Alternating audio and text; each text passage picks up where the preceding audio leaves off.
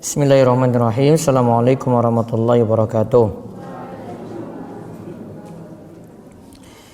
Alhamdulillahi rabbil alamin. Hamdan katsiran thayyiban barakan fi kama yuhibbu rabbuna wa yardah. Wa asyhadu an la ilaha illallah wahdahu la syarikalah wa asyhadu anna Muhammadan abduhu wa rasuluh. Allahumma salli ala nabiyyina Muhammad wa ala alihi wa man tabi'ahum bi ihsan ila yaumiddin. Allahumma inna nas'aluka ilman nafi'a wa rizqan thayyiba wa amalan mutaqabbala. Puji syukur kita panjatkan pada Allah, selawat dan salam semoga tercurah pada Nabi besar, Nabi agung kita Muhammad sallallahu alaihi wasallam. Baik, pada sore ini kita lanjut daurah kedua di hari kedua dari Syarah Qawaidul Arba yang kita ambil dari buku Muslim Tetapi Musyrik. Buka halaman 64. Di terjemahan halaman 64 di buku Muslim Tetapi Musyrik halaman 64.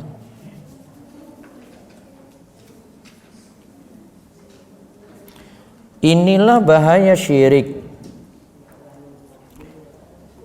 Fa idza arafta anna syirka idza khalatul ibadata afsadaha wa ahbatal amala wa sara sahibuhu minal khalidina finnar arafta anna ahamma ma alayka ma'rifatu dzalik la'alla Allah ay yukhallisaka min hadhihi syabakah wa yasyirku billahi alladhi qala Allahu fi innallaha la yaghfiru ay yushraka bih wa yaghfiru ma duna dzalika liman yasha. Wa dzalika bi ma'rifati arba'i qawaida dzakarahallahu ta'ala fi kitabih. Jika engkau telah mengetahui bahwa apabila ibadah tercampuri dengan kesyirikan, maka ibadah tersebut akan rusak dan akan membatalkan amalan dan pelakunya akan kekal di neraka, maka penting sekali bagimu untuk memahami perkara tersebut. Semoga Allah membersihkanmu dari perangkap ini, yaitu perangkap syirik kepada Allah. Allah berfirman mengenai hal ini yang artinya sesungguhnya Allah tidak akan mengampuni dosa syirik dan Dia mengampuni segala dosa yang berada di bawah kesyirikan bagi siapa yang dikehendakinya. Quran Surat An-Nisa ayat 48. Engkau dapat mengetahui perkara tersebut dengan mengetahui 4 kaidah yang disebutkan oleh Allah Subhanahu wa taala dalam kitabnya. Nah, lihat di tulisan Arab di matan An-Nisa ayat 116, di terjemahan Nisa ayat 48. Ayat 48 dengan ayat 116 sama kecuali bagian belakangnya. Sehingga bisa sebut An-Nisa ayat 116 atau An-Nisa ayat 48. Nah, di pembahasan ini kita lihat secara ringkas Syekh Muhammad bin Abdul Wahab lagi membahas bahaya syirik. Karena kan poin pembahasan kita itu 4 kaidah memahami syirik. Maka beliau dalam muqaddimah ini sebelum masuk kaidah, beliau menyebut tentang beliau menyebut tentang bahaya syirik. Kalau secara ringkas di sini kita lihat ibadah tercampur syirik, maka ibadah tersebut akan rusak dan akan membatalkan amalan. Berarti amalnya batal. Terus bahaya yang kedua, pelakunya kekal di neraka. Pelakunya kekal di neraka. Nah, maka penting sekali bagimu untuk memahami perkara tersebut. Nah, karena bahayanya seperti itu. Jangan sampai kita terperangkap dalam kesyirikan. Akhirnya dosa kita tidak diampuni.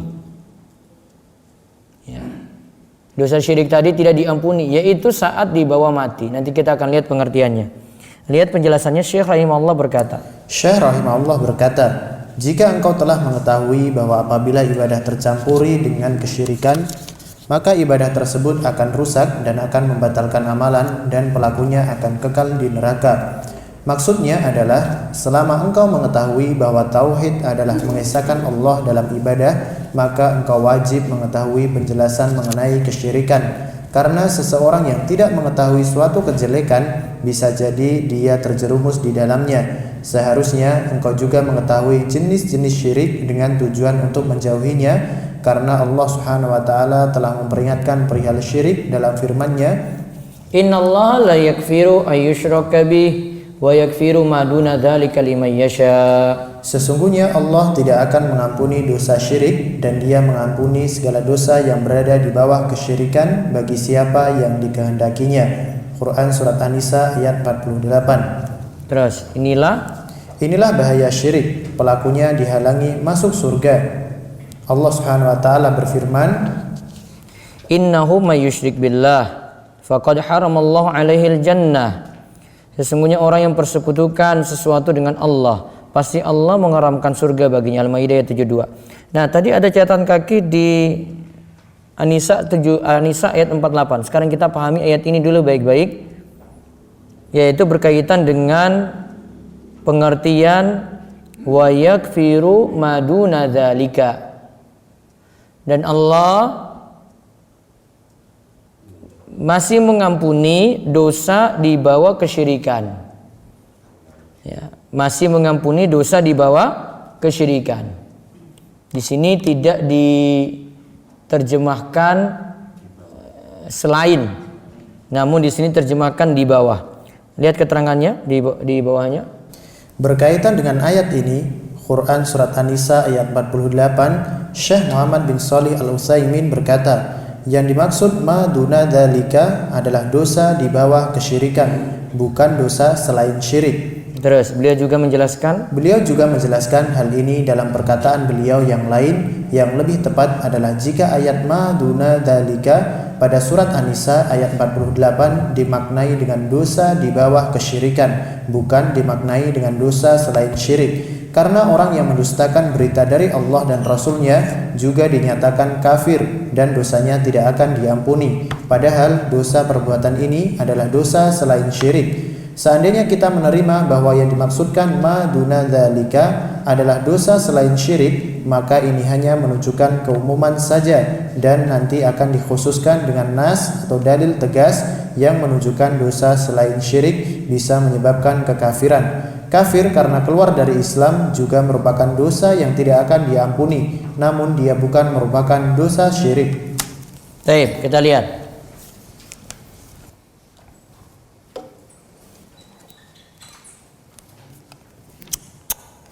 Tadi disebut wa yakfiru maduna dzalika.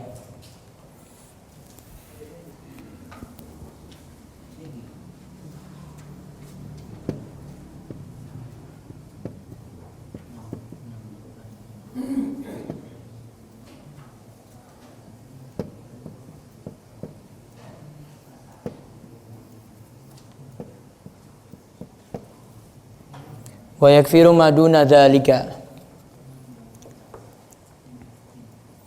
Dan diampuni dosa di bawah syirik. Nah, itu aturannya kalau banyak kayak gini AC dimatikan. Aturan protokoler itu. Matikan AC dulu. Dibuka pintu ini aja lebar-lebar.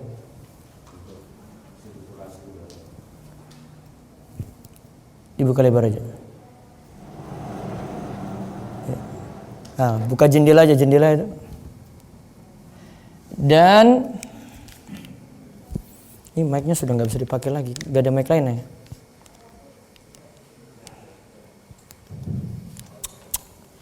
Dan mengampuni.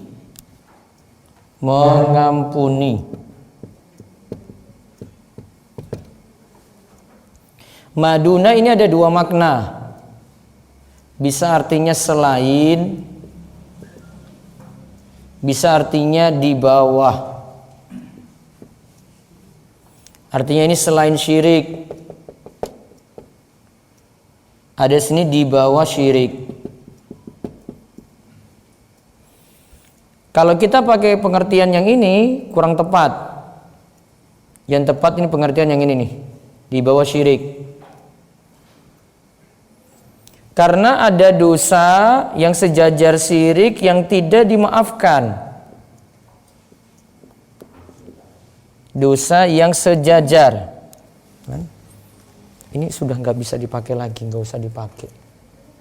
Nah, error itu.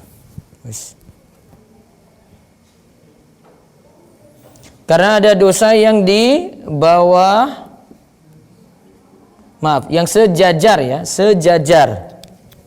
Sejajar syirik juga tidak dimaafkan kalau di bawah mati.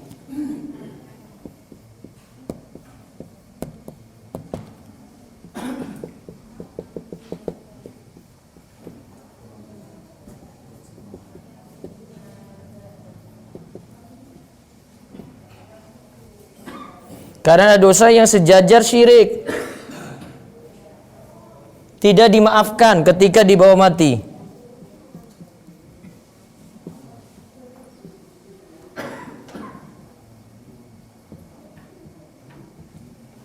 Apa sejajar syirik? Ada situ kekafiran. Riba enggak. Riba enggak bahas sampai syirik. Kalau riba syirik kabeh sak Purwosari panggang kena kabeh.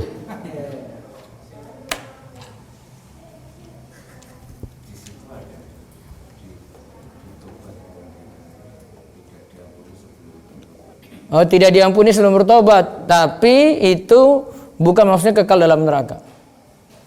Kalau ada mic yang lain bisa ini coba. Mic ini error, nggak bisa dipakai lagi. Jangan kasih mic itu. Coba cari yang lain. Di itu kayaknya di ruang sound. Karena ada dosa yang sejajar syirik. Ada kafir, dosa kekafiran, mencela nabi, murtad. Nah, murtad itu nggak masuk syirik. Murtad ada sendiri perbuatan murtad. Itu kalau di bawah mati juga tidak dimaafkan. Sehingga kita terjemahkan tadi dengan di bawah syirik. Maka dosa-dosa di bawah syirik ya, masih bisa dimaafkan ketika di bawah mati. Ya, jadi dosa-dosa di bawah syirik masih bisa dimaafkan.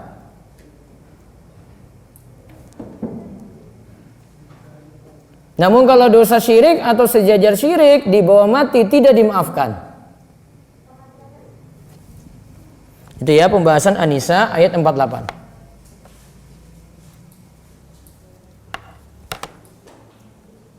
Tadi ada dua pengertian, J. Ada selain syirik, ada di bawah syirik. Pilih yang mana? Di bawah syirik. Tapi kenapa tadi selain juga diterjemahkan? Iya, bisa terjemahkan dua, tapi yang lebih tepat, lebih pas ya, itu diterjemahkan di bawah syirik. Nah, berarti lihat. Niki sampun. Berarti kita bagi dosa lagi ada dua.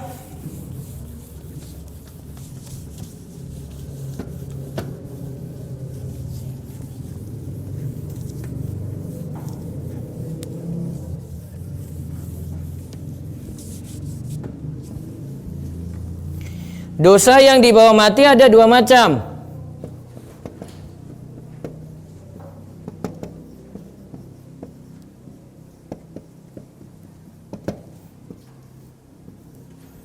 Ada dosa yang tidak dimaafkan.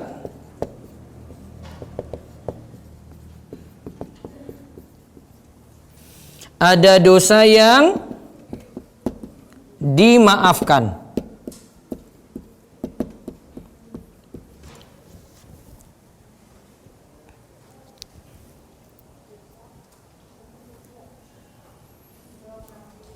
Ya, lihat ya. Ada dosa yang dibawa mati ya. Berarti kalau sudah tobat ketika hidup ya wes rampung. Gak dibahas. Sekarang yang dibawa mati, ketika mati masih bawa dosa itu, belum tobat. Ada dua, ada dosa yang dimaafkan, ada dosa yang tidak, ada dosa yang tidak dimaafkan, ada dosa yang dimaafkan.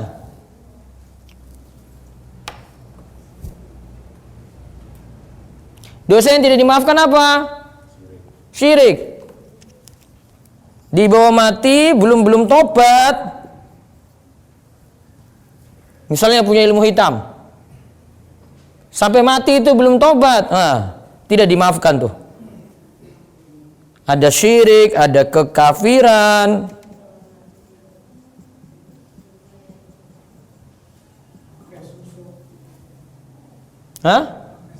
Pakai susu.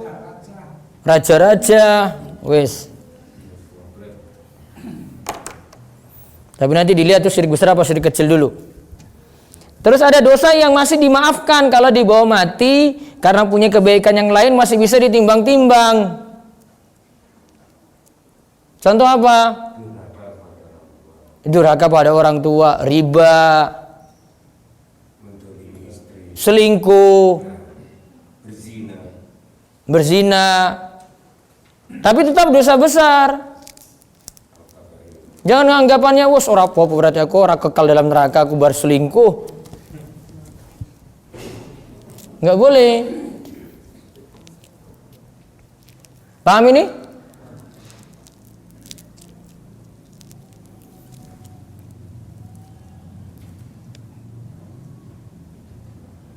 Jadi ingat ya, kita bagi dosa yang dibawa mati ada dua. Ada dosa yang tidak dimaafkan, ada dosa yang dimaafkan. Tadi yang tidak dimaafkan apa? Dosa apa? Syirik. Orang murtad juga, kekafiran juga sama. Kenapa? Kok jadi double? Tes. Nah, ada yang setting sound ini. Tes. Terus ada dosa yang dimaafkan.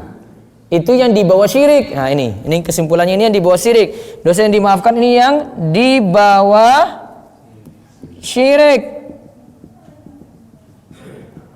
Ada situ dosa besar. Ada situ bid'ah dan seterusnya.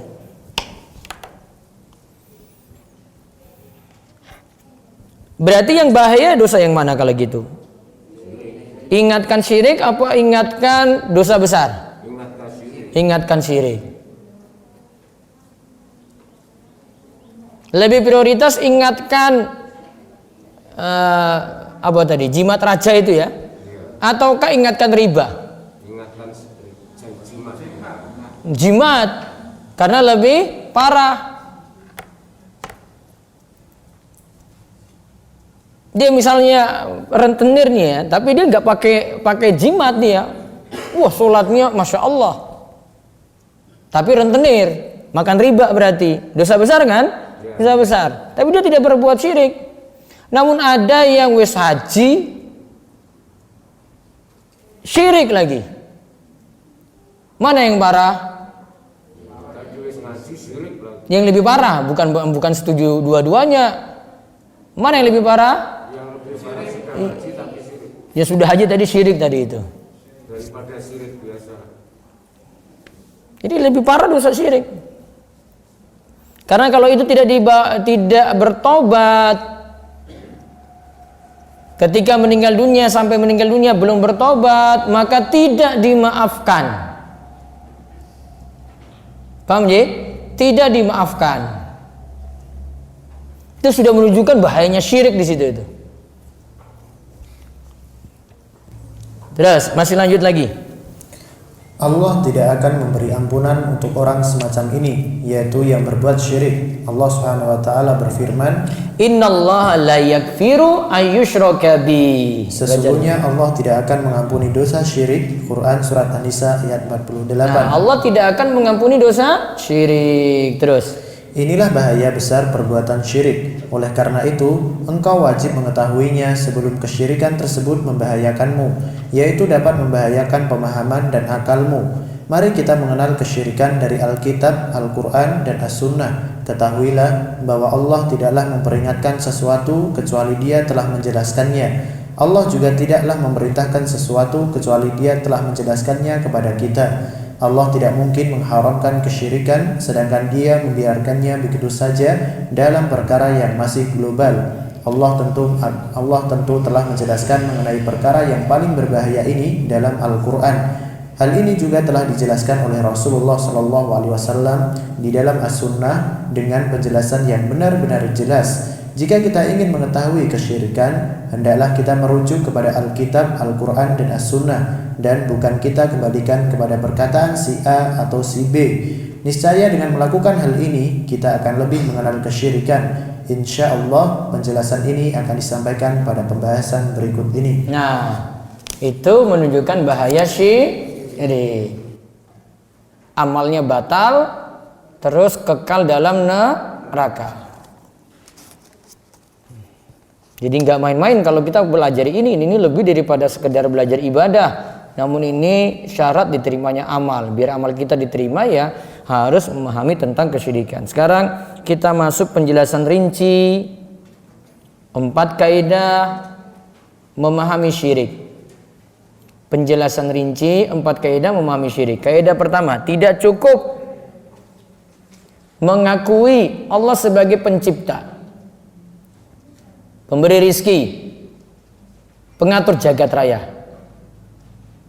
Al-qaidatul ula an ta'lama anna al-kuffara alladzina qatalahum Rasulullah sallallahu alaihi wasallam yukirruna bi anna Allah ta'ala wal khaliqul mudabbir wa anna dzalika lam yudkhilhum fil Islam.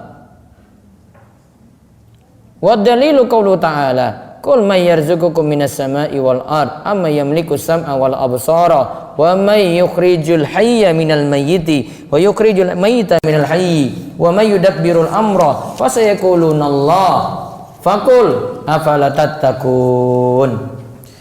Hendaknya engkau mengetahui bahwa orang-orang kafir yang diperangi oleh Rasulullah Shallallahu Alaihi Wasallam, mereka semua mengakui bahwa Allah Subhanahu Wa Taala adalah pencipta dan pengatur alam semesta. Namun pengakuan mereka ini tidaklah dapat memasukkan mereka ke dalam Islam. Allah Subhanahu Wa Taala berfirman yang artinya, katakanlah, siapakah yang memberi rezeki kepadamu dari langit dan bumi, atau siapakah yang berkuasa menciptakan pendengaran dan penglihatan? Siapakah yang mengeluarkan yang hidup dari yang mati serta mengeluarkan yang mati dari yang hidup? Siapakah yang mengatur segala urusan? Mereka akan menjawab, Allah. Maka katakanlah, mengapa kamu tidak bertakwa kepadanya? Quran Surat Yunus ayat 31. Nah, lihat. Ini kaidah pertama ya. Kaidah pertama dari 4 kaidah. Di sini nanti kesimpulannya tidak cukup mengakui Allah sebagai pencipta atau mengakui meyakini Allah pemberi rizki atau mengakui Allah itu pengatur jagat raya, sedangkan ibadah tidak ada sama sekali atau ibadahnya dia tujukan kepada selain Allah. Nah, kita lihat penjelasannya di halaman berikutnya. Ketahuilah bahwasanya orang-orang kafir yang diperangi oleh Rasulullah Shallallahu Alaihi Wasallam semuanya mengakui tauhid rububiyah. Nah, semua mengakui tauhid rububiyah. Apa tauhid rububiyah? Lihat catatan kaki. Tauhid rububiyah adalah mengakui Allah sebagai Rabb yang memiliki 3 sifat, yaitu mencipta, menguasai, dan mengatur. Apabila seseorang mengakui tauhid rububiyah, berarti dia telah mengakui bahwa Allah adalah pencipta, penguasa, dan pengatur alam semesta. Definisi tauhid rububiyah akan beliau jelaskan selanjutnya. Nah, terus namun baca lagi di atas. Namun pengakuan mereka ini tidaklah memasukkan mereka ke dalam Islam. Tidaklah diharamkan darah dan harta mereka. Nah, jadi kalau cuma sebatas saya yakin Allah itu pencipta saya, itu belum cukup memasukkan dalam Islam. Sampai dia mau beribadah pada Allah saja, sampai dia meninggalkan syirik. Terus hal ini menunjukkan bahwa tauhid bukanlah pengakuan dalam perkara rububiyah saja, dan syirik bukanlah syirik dalam perkara rububiyah saja. Bahkan tak ada seorang pun yang mengingkari tauhid rububiyah kecuali makhluk yang penuh dengan keraguan-raguan. Setiap orang pasti mengakui tauhid yang satu ini. ya, terus Tauhid rububiyah adalah mengakui bahwa Allah adalah pencipta, pemberi rizki, yang menghidupkan, yang mematikan, pengatur alam semesta. Definisi lainnya, tauhid rububiyah adalah mengesahkan Allah dalam perbuatannya. Terus tidak ada seorang kita lihat tadi pengertian dulu sebentar. Jadi sama seperti di footnote, mengakui bahwa Allah adalah pencipta, pemberi rizki, yang menghidupkan, yang mematikan, pengatur alam semesta. Atau kita katakan tauhid rububiyah adalah mengesahkan Allah dalam perbuatan Allah. Mengesahkan Allah dalam perbuatan Allah. Jadi perbuatan-perbuatan Allah kita yakini hanya Allah yang mampu melakukannya. Makhluk tidak bisa melakukan semacam itu secara sempurna.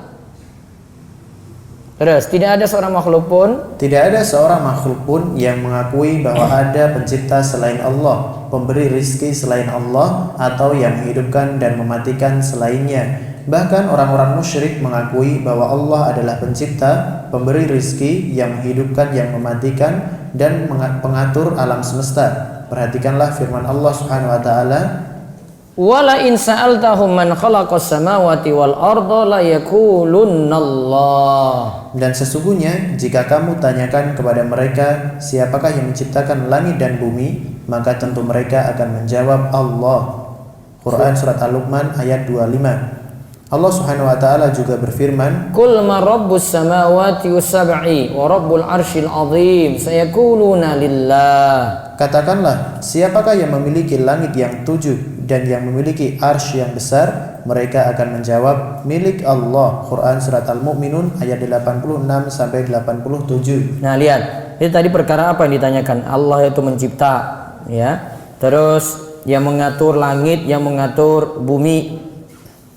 Dan Rabbul Arsyil Azim, Rabb Arsy yang besar, agung. Karena Arsy itu adalah makhluk Allah yang paling besar dan makhluk Allah yang paling tinggi.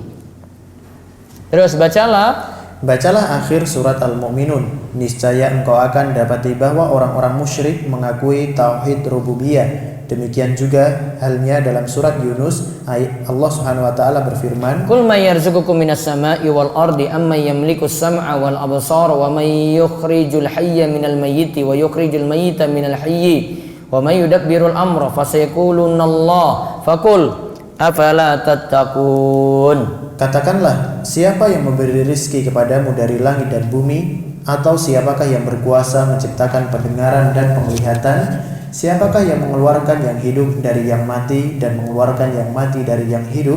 Siapakah yang mengatur segala urusan? Mereka akan menjawab Allah. Maka katakanlah, mengapa kamu tidak bertakwa kepadanya? Quran surat Yunus ayat 31. Nah, terus mereka, orang-orang musyrik, telah mengakui sifat-sifat rububiyah ini. Mereka, orang-orang musyrik, telah mengakui sifat-sifat rububiyah ini.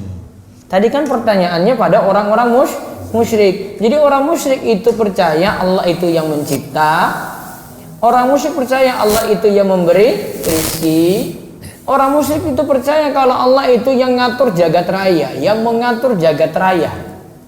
Terus ingatlah, tauhid bukanlah hanya tauhid rububiyah sebagaimana yang diyakini oleh ahli kalam dan ahli logika yang menyatakan itu sebagai akidah mereka. Nah, lihat, ini ahli kalam, filosof, dan ahli logika yang menyatakan itu sebagai akidah mereka.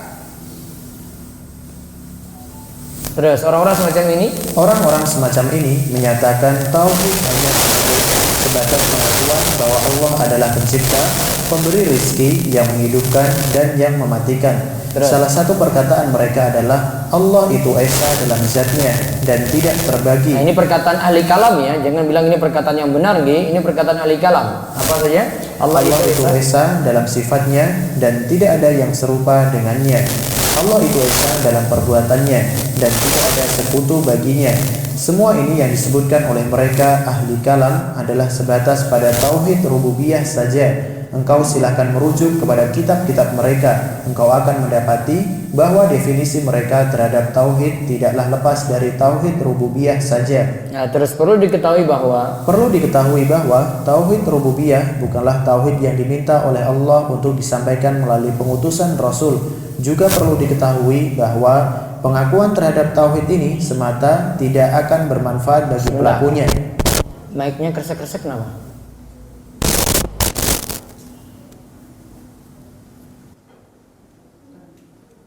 Tunggu.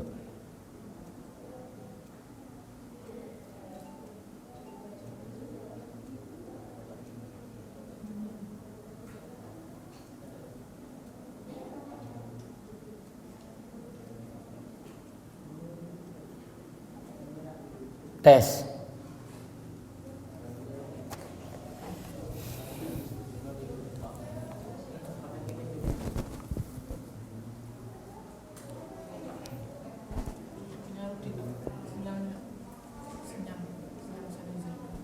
Tes, sudah.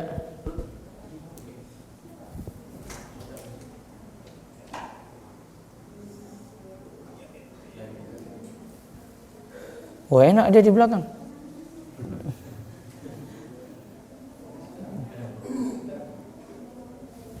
Ya, coba.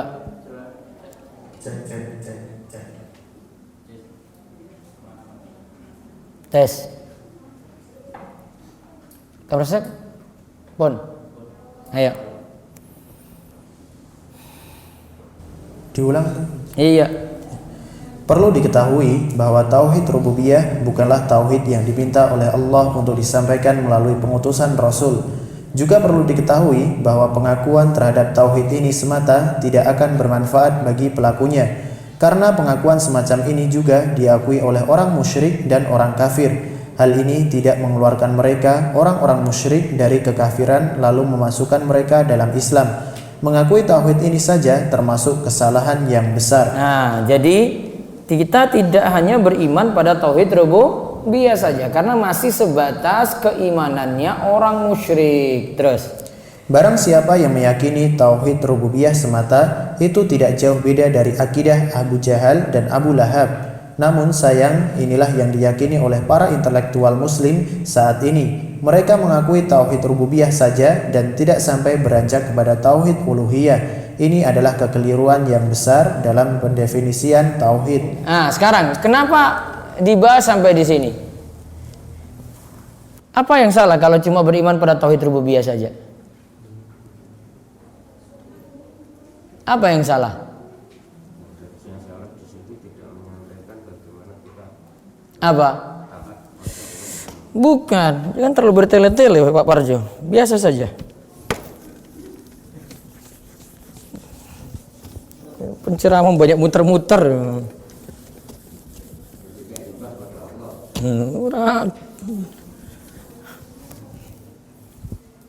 Lihat. Kalau cuma mengakui Allah pencipta ini ya, ini si A ini dia cuma meyakini ini Allah itu pencipta.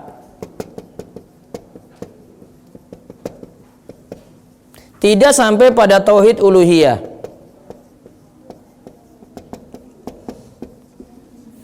Kalau tauhid uluhiyah ini berarti kan A ini harus beribadah pada Allah saja.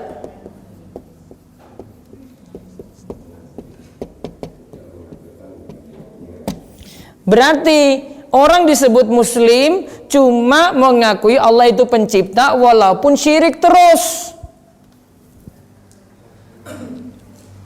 Paham? Saya kan sudah mengakui Allah pencipta, masa kamu sebut saya musyrik? Saya masih yakini Allah. Akhirnya dia pakai jimat, pakai raja, datang ke kubur berdoa di situ, nggak masalah. Kenapa? Saya sudah mengakui Allah sebagai apa? Sudah nggak jadi syirik. Syiriknya nggak bisa dibantah. Dia bilang, oh saya sholat loh, masa jadi nggak bilang saya musyrik? Betul nggak? Karena dia cuma sampai situ. Beda kalau dia itu ngakui Allah pencipta, dia terus yakini tauhid uluhiyah, berarti ibadahnya pada Allah saja. Kalau sampai pada taraf itu, tingkatan itu, akhirnya syirik dia tinggalkan. Oh iya, saya mengakui Allah pencipta ya, saya juga harus tinggalkan kesyirikan. Selesai, dia tidak berbuat syirik. Namun kalau cuma sampai pada taraf tingkatan Allah itu pencipta, berarti orang masalah buat syirik.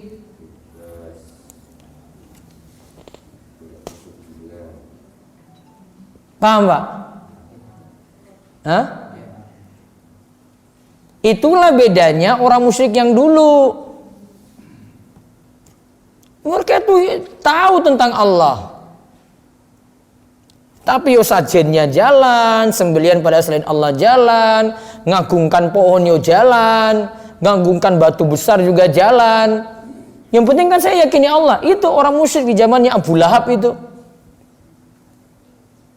Abu Lahab dan konco-konconya kayak gitu.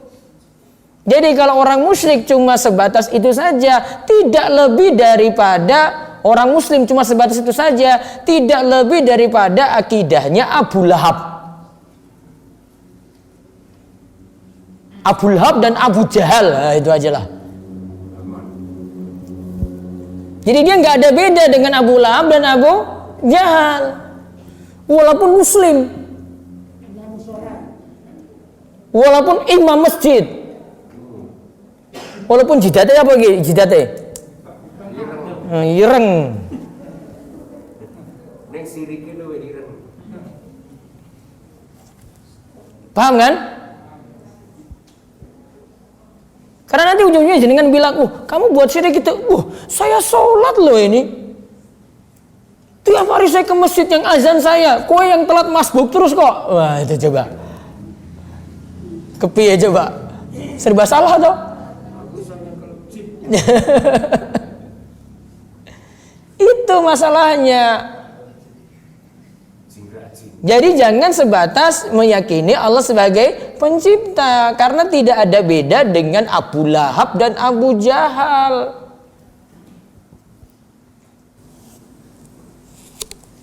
Ya, paham toh? Coba lanjut lagi. Adapun syirik, mereka ahli kalam mengatakan syirik adalah meyakini adanya pencipta dan pemberi rizki selain Allah. Kita tanggapi, ini adalah perkataan Abu Jahal dan Abu Lahab, pembesar musyrik Quraisy. Ini tidak mengatakan sesungguhnya ada pencipta dan pemberi rizki selain Allah. Bahkan mereka mengakui bahwa Allah adalah pencipta, pemberi rizki, yang menghidupkan dan yang mematikan. Itu yakini oleh Abu Lahab dan Abu Jahal. Mereka itu yakini Allah pencipta, pemberi rizki, pengatur jagat raya. Namun kenapa berbuat syirik? Karena masih nganggap sesembahan-sesembahan mereka boleh kita berdoa di situ menurut mereka. Iya, saya yakin Allah pencipta. Namun kalau saya mohon hajat saya boleh datangi kubur-kubur orang soleh. Paham tak bedanya? Sehingga tidak cukup sampai taraf itu. Ini sama dengan keyakinan wong biyen iki pokoke, sama juga di sini juga sama itu. Ora salat ora apa-apa, sing penting kula yakin. Sing penting tujuane kok. Iya, sing penting tujuane padha pokoke. Padahal ora tau mangkat nang masjid lho. Tujuane kok lewat ngendi-endi. Banyak jalan menuju Roma. Iki arah mlebu surga iki. Bukan ke Roma. Itu kan keyakinan wong biyen dah. Iya dah. Sebenarnya kulo yakin. Terus yakin pokoknya. Sudah yakin pada Allah sudah. Tapi tahu mangkat masjid enggak? Pernah ke masjid enggak? Belas orang. Kalau ke masjid nangis. Bolong. Ya Jumatan aja paling. Apa Idul Fitri, Idul Adha. Ada, itu kaidah pertama ya. J. Itu kaidah pertama. Sekarang lanjut kaidah kedua. Ini mau banter apa pelan-pelan seperti ini? Pelan-pelan toh. Nah, seperti mudeng sik iki. Soalnya kalau ini enggak pelan-pelan, sirik nanti malah jenengan itu. Wis ora paham malah ngene toh, boleh toh. Ternyata Pak Ustadz bilang tadi enggak boleh. IQ-nya sudah lemot. Iya, Windows 1 kok ya, Pak. Saya kira Windows 10. Sudah, sekarang baca lagi. Masuk kaidah kedua. Orang ya? musyrik menjadikan sesembahan mereka sebagai perantara dan pemberi syafaat. Nah, orang musyrik menjadikan sembahan mereka sebagai perantara dan pemberi syafaat. Ini masih kaidah lagi, kaidah syirik ya. Kita kan lagi pelajari kaidah syirik, ini yang kedua. Lihat kalimatnya. Al-qa'idatu tsaniyatu annahum yaqulun ma da'awnahum wa tawajjahna ilaihim illa li talabil qurbati wa syafaati fadalilul qurbati qauluhu ta'ala ala lillahi dinul khalis walladzina ittakhadhu min dunihi awliya ma na'buduhum illa liyuqarribuna ila Allahi zulfa Innallaha yahkumu bainahum fima hum fihi yakhtalifun. Innallaha la yahdi man huwa kadzibun kafar. Mereka orang-orang musyrik mengatakan, kami tidaklah berdoa kepada mereka dan menghadapkan wajah kami kepada mereka selain Allah, kecuali untuk mendekatkan diri kami kepada Allah dan untuk memperoleh syafaat mereka. Dalil yang menunjukkan bahwa argumen orang musyrik adalah dalam rangka mendekatkan diri kepada Allah atau qurbah, yaitu firman Allah Subhanahu wa taala yang artinya, dan orang-orang yang mengambil pelindung selain Allah berkata, kami tidak menyembah mereka melainkan supaya mereka mendekatkan kami kepada Allah dengan sedekat-dekatnya. Sesungguhnya Allah akan memutuskan perkara yang diperselisihkan oleh mereka. Sesungguhnya Allah tidak menunjuki orang-orang yang pendusta dan sangat ingkar. Quran Surat Az-Zumar ayat 3. Nah, ini bahasan lainnya lagi. Jadi intinya kalau poin kedua ini ingin menunjukkan kalau orang musyrik itu rajin ibadah. Ibadahnya Masya Allah itu, rajinnya luar biasa. Tetapi dari ibadah mereka itu, mereka jadikan perantara nanti yang syirik, atau meminta syafaat yang syirik. Nah, ini yang dikritisi di poin nomor 3 ini, kaidah nomor 2 ini. Nah, sekarang coba kita lihat dulu. Nanti berarti kita bahas 2 hal tentang perantara dan syafaat. Ayo. Kaidah kedua, sesungguhnya orang-orang musyrik yang dinamai oleh Allah dengan sebutan musyrik dan dihukumi oleh Allah sebagai orang yang kekal di dalam neraka, tidaklah melakukan perbuatan syirik dalam hal rububiyah, tetapi mereka berbuat syirik dalam perkara uluhiyah. Nah, uluhiyah itu salah ketik. Uluhiyah kan situ?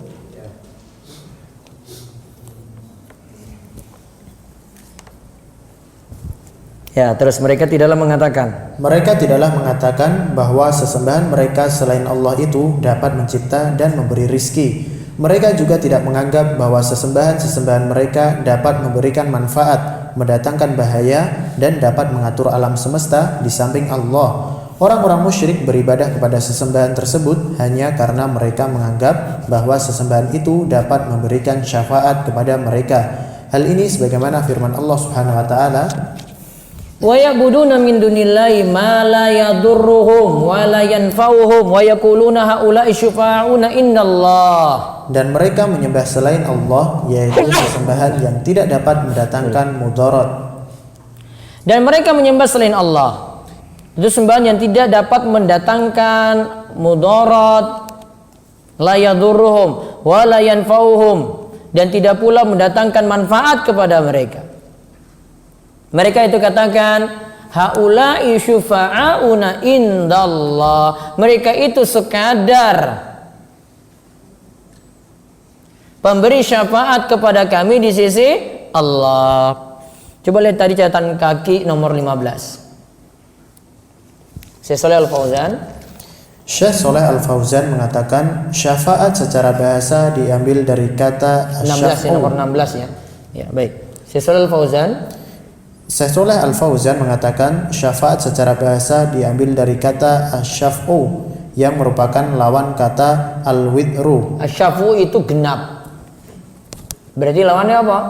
Al-witru ganjil. Terus Adapun al-witru adalah ganjil atau tunggal. terus Kata asyaf'u berarti lebih dari satu, yaitu 2, 4 atau 6. Asyaf'u dikenal dengan istilah bilangan genap. ya, terus secara istilah Secara istilah, syafaat adalah menjadi perantara atau penghubung dalam menyelesaikan hajat atau kebutuhan, yaitu perantara antara orang yang memiliki hajat dan orang yang bisa menyelesaikan hajat. Nah, sekarang kita lihat agar kita lebih memahami. Agar kita lebih memahami makna syafaat, dapat kami contohkan sebagai berikut. Si A memiliki hajat untuk membangun rumah. Dia tidak memiliki dana yang cukup. Oleh karena itu, agar bisa mencukupi kebutuhannya, dia ingin meminjam uang kepada si B yang terkenal kaya di daerahnya. Namun, si A ini tidak begitu akrab dengan si B sehingga dia meminta si C untuk jadi perantara. Nah, si C itu jadi perantara supaya dapat bantuan dari si B.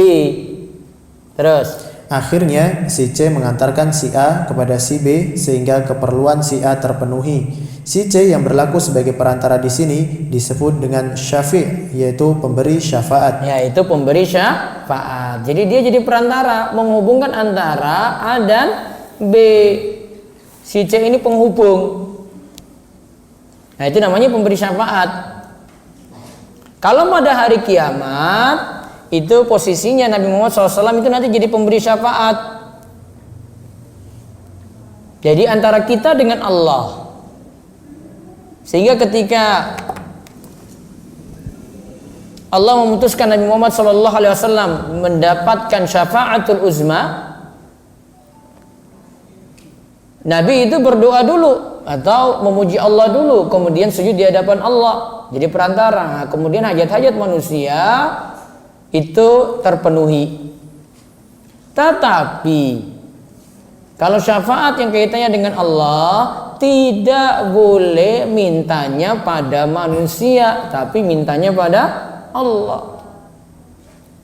Walillahi syafa'atu jami'a. Allah yang memiliki syafaat seluruhnya. Nah, sekarang setelah Yunus ayat 18, dalam ayat tersebut Allah berfirman, "Ma la yadurruhum wa la yanfa'uhum." Tidak dapat mendatangkan mudarat kepada mereka dan tidak pula mendatangkan manfaat. Coba. Mereka orang-orang musyrik mengetahui semua ini, yaitu sesembahan selain Allah tidak dapat memberikan manfaat dan tidak dapat mendatangkan bahaya kepada mereka. Sebenarnya orang-orang musyrik menjadikan sesembahan mereka tersebut sekadar sebagai pemberi syafaat bagi mereka di sisi Allah, yaitu sebagai perantara antara mereka dengan Allah dalam memenuhi kebutuhan-kebutuhan mereka. Mereka orang-orang musyrik menyerahkan hasil sembelihan kepada sesembahan mereka. Mereka juga melakukan nazar yang ditujukan kepada sesembahan-sesembahan tersebut. Namun mereka semua melakukan perbuatan seperti ini bukanlah karena meyakini bahwa sesembahan mereka tersebut adalah pencipta, pemberi rizki, atau bisa mendatangkan manfaat atau menolak bahaya. Mereka melakukan perbuatan tersebut semata sebagai perantara antara mereka dengan Allah, yaitu sebagai pemberi syafaat bagi mereka. Inilah akidah orang-orang musyrik yang sebenarnya. Nah, gini. Jadi poin ini ada di sini ya. Lihat ya.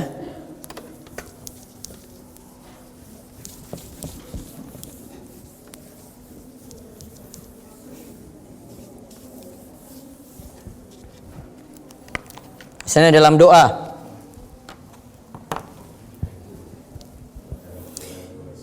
ini orang musyrik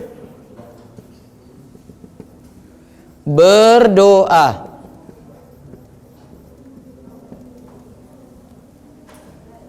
Atau tadi ada apa? Nazar ya. Melakukan nazar.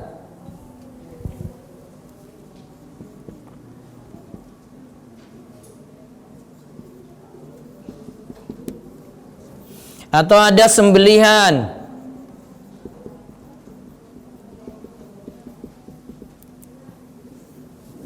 Ini mereka tujukan kepada orang soleh yang sudah mati.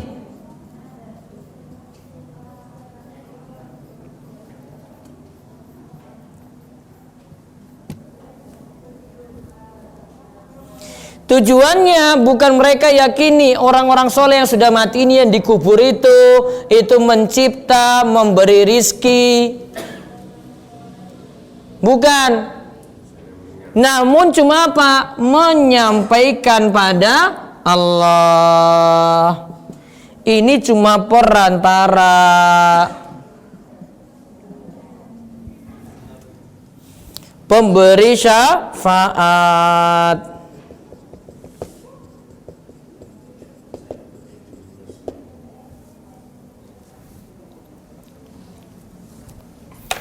Jadi bukan dia datang ke kubur terus minta doa pada orang soleh tadi, bukan sejatinya.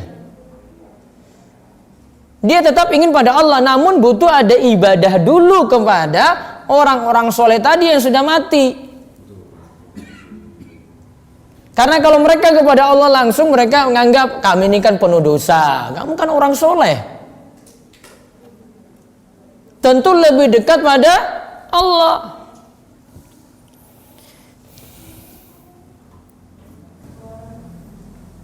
Paham ya? Jadi bukan mereka datang kubur kasih sembelihan itu pada orang ini, bukan. Ini sembelihan, ada nazar, ada doa, tetapi ini jadi perantara kepada Allah. Tapi sejatinya yang mereka lakukan adalah berdoa kepada selain Allah, sebenarnya sembelihan kepada selain Allah.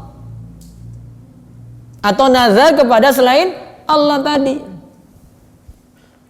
Itu hakikat ibadah yang sebenarnya. Terus, sekiranya saat ini engkau berbincang-bincang dengan para penyembah kubur. Nah, pernah nggak bincang-bincang? Terus tahu, Pak? Hah? Pernah bincang-bincang? Paling ngeyel kalau orang zaman ini. Terus, mereka tentu akan melontarkan perkataan yang serupa dengan orang-orang musyrik dahulu. Boleh jadi mereka mengatakan, sesungguhnya kami mengetahui bahwa wali ini atau orang soleh ini tidak dapat menolak bahaya dan mendatangkan manfaat. Akan tetapi dia adalah orang soleh dan kami hanya menginginkan agar dia dapat memberikan syafaat kepada kami di sisi Allah. Nah, mereka ini, orang-orang soleh ini yang jadi pemberi syafaat kami di sisi Allah. Sehingga ibadah kami ini pada orang soleh dulu. Enggak, ini cuma perantara aja kok, rapopo. Nah, itu alasannya. Padahal lagi berbuat syirik. Sudah syirik itu. Karena kan sembelihannya ditujukan pada orang soleh ini yang sudah mati, nadarnya juga demikian, doanya juga demikian. Terus namun ketahuilah bahwa syafaat itu ada yang benar dan ada yang batil atau salah. Syafaat yang benar dan bisa diterima harus memiliki dua syarat berikut ini. Ya, ada dua syarat syafaat ini ya. Pertama, orang yang akan memberikan syafaat telah mendapat izin dari Allah. Dapat izin dulu. Bukan hanya bilang dia nanti beri syafaat, dia orang-orang yang dapat izin dulu. Tentu yang Allah izinkan untuk pemberi syafaat ahlu tauhid. Orang yang bertauhid. Jadi orang solehnya lurus juga.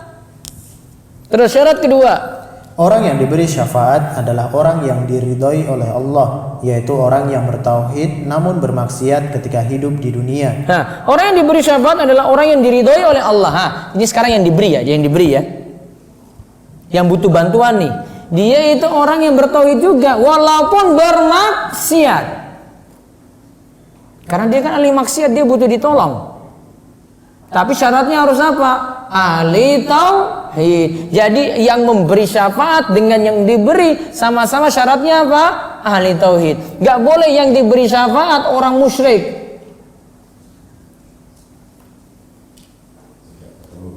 Tidak ketemu.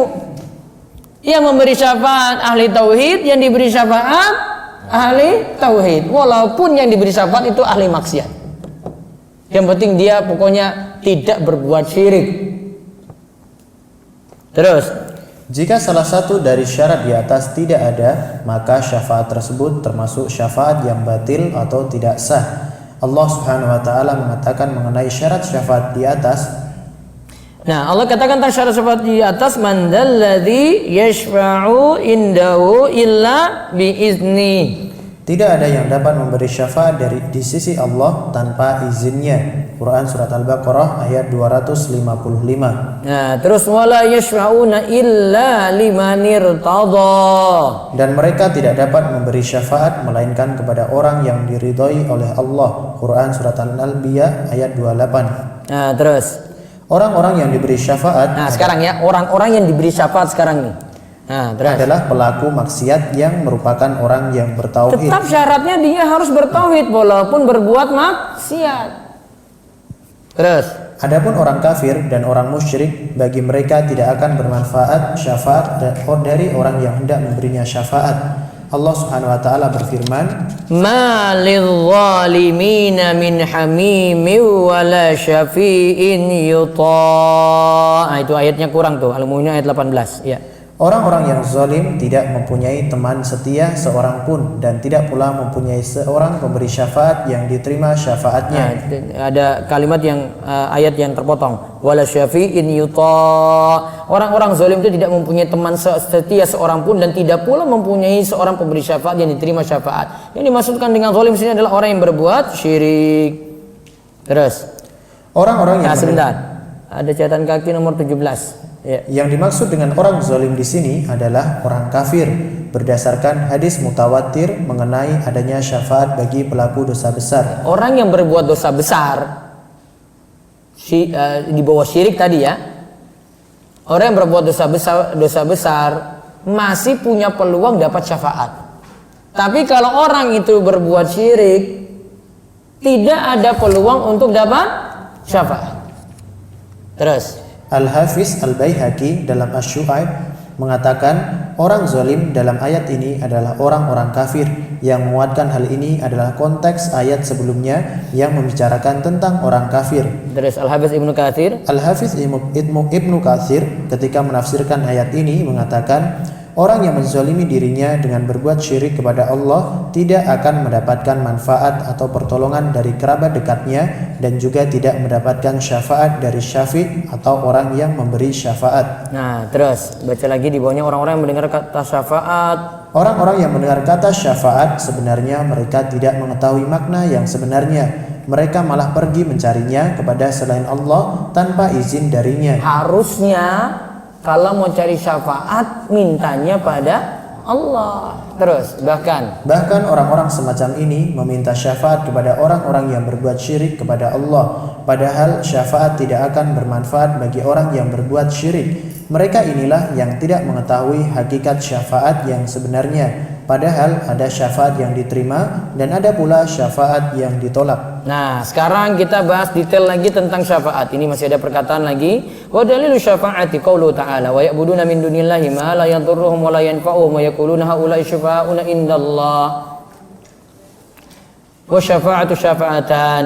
Syafa'atun manfiyatun wa syafa'atun musbatatun. Fa syafa'atul manfiyatu ma kana tutlabu min ghairi la fi ma la yaqdiru alaihi illallah. Wadalilu qaulu ta'ala ya ayyuhalladzina amanu anfiqu mimma razaqnakum min qabli an ya'tiya yawmun la bay'un fihi wala khullatun wala syafa'ah wal kafiruna humudz zalimun. Dalil bahwa argumen mereka adalah untuk memperoleh syafaat adalah firman Allah Subhanahu wa taala yang artinya dan mereka menyembah selain Allah, yaitu sesembahan yang tidak dapat mendatangkan mudarat kepada mereka dan tidak pula manfaat. Dan mereka berkata, mereka itu adalah pemberi syafaat untuk kami di sisi Allah. Quran surat Yunus ayat 18. Terus Ketahuilah bahwa syafaat itu ada dua macam, yaitu syafaat manfiyah yang tertolak dan syafaat musbatah yang ditetapkan. Nah, kita bahas nanti dua syafaat ini. Ada syafaat yang ditolak dan ada syafaat yang diterima, yang ditetapkan. Terus syafaat manfiyah atau yang tertolak adalah syafaat yang diminta dari selain Allah, padahal tidak ada yang mampu memberikan syafaat kecuali dengan izinnya. Dalilnya hal ini adalah firman Allah Subhanahu wa taala yang artinya, wahai orang-orang yang beriman, belanjakanlah di jalan Allah sebagian rizki yang telah kami berikan kepadamu sebelum datang hari yang pada hari itu tidak ada lagi jual beli dan tidak ada lagi syafaat. Orang-orang kafir itulah orang-orang yang zalim. Maksudnya tidak ada lagi syafaat, yaitu tidak ada lagi syafaat untuk orang-orang kafir. Syafaatnya hanya untuk orang-orang beriman saja. Nah, sekarang kita lihat tentang masalah syafaat. Ayo. Syafaat itu memiliki syarat-syarat sehingga syafaat tidak berlaku secara mutlak. Syafaat itu ada dua macam. Pertama adalah syafaat yang dinafikan atau ditiadakan oleh Allah yang Maha Agung dan Maha Tinggi, yaitu syafaat yang diminta tanpa izin Allah. Tidak ada seorang pun yang dapat memberikan syafaat kecuali dengan izinnya. Perhatikanlah makhluk yang paling utama dan penutup para nabi, yaitu Nabi Muhammad SAW. Jika beliau SAW ingin memberi syafaat kepada orang-orang yang mengalami kesulitan di padang mahsyar pada hari kiamat, beliau tersungkur dan bersujud di hadapan Allah. Beliau memohon kepadanya dan beliau menyanjungnya. Beliau tidak berhenti bersujud sampai dikatakan kepadanya, Irfa' ra'saka qul tusma ishfa' tushaffa. Angkatlah kepalamu, mintalah pasti engkau akan didengar, berilah syafaat pasti akan Nah, dikabulkan. ini setelah Nabi Muhammad SAW minta izin pada Allah dulu. Dapat izin, baru Nabi Muhammad SAW memberikan syafaat. Artinya tetap ujung-ujungnya minta syafaat itu pada Allah. Enggak boleh minta syafaat pada Nabi Muhammad. Namun minta syafaatnya dari siapa? Allah. Terus Perhatikanlah Rasulullah Shallallahu Alaihi Wasallam sendiri baru bisa memberi syafaat setelah diizinkan oleh Allah. Nah, Nabi SAW sendiri baru bisa memberikan syafaat setelah dapat apa? Izin. Dari siapa? Allah. Terus, wasyafa'atul musbatatu hiya allati tutlabu minallahi wasyafi' mukramun bisyafa'ati wal masyfu'u lahu man radiyallahu qawlahu wa 'amalahu ba'da al-idzni kama qala ta'ala man dzalladzi yashfa'u indahu illa biizni. Syafaat musbatah yang ditetapkan adalah syafaat yang diminta dari Allah. Pemberi syafaat adalah orang yang dimuliakan dengan syafaatnya. Adapun orang yang disyafaati adalah orang yang diridhoi perkataan dan amalannya oleh Allah. Syafaat tersebut diberikan setelah ada izin dari Allah. Hal ini sebagaimana firman Allah Subhanahu wa taala yang artinya tiada yang dapat memberi syafaat di sisi Allah tanpa izinnya. Quran surat Al-Baqarah ayat 255. Nah, terus syafaat musbatah. Syafaat musbatah yang ditetapkan adalah syafaat yang diberikan kepada orang yang bertauhid. Syafaat tidaklah bermanfaat bagi orang-orang musyrik dan orang-orang yang bertakarrub, mendekatkan diri dan bernazar kepada mayit di kubur. Perbuatan semacam ini adalah kesyirikan dan syafaatnya tidak bermanfaat sama sekali. Kesimpulan, Sesungguhnya syafaat manfiyah atau yang ditolak adalah syafaat yang diminta tanpa izin Allah atau yang diminta oleh orang musyrik. Adapun syafaat musbatah atau yang ditetapkan adalah syafaat yang diminta setelah ada izin dari Allah dan akan diberikan kepada orang yang bertauhid. nah jadi kesimpulannya untuk poin kedua atau kaidah kedua, orang musyrik itu tidaklah berdoa, melakukan sembelian, nazar dan ibadah-ibadah yang lainnya pada orang soleh yang sudah mati. Tujuannya bukan ibadah ke mereka, tapi mereka ingin jadikan perantara, ingin dapat syafaat. Padahal sejatinya mereka sudah beribadah kepada selain Allah, tetap musyrik. Nah, sekarang kaidah ketiga, sesembahan orang musyrik itu beraneka ragam. Menyembah orang soleh juga termasuk syirik. Ingat ya, kaidah ketiga itu sesembahan orang musyrik itu beraneka ragam, macam-macam. Ada yang nyembah patung, ada yang nyembah matahari, ada yang nyembah pohon, ada yang nyembah nabi, ada yang nyembah orang soleh, ada yang nyembah kubur.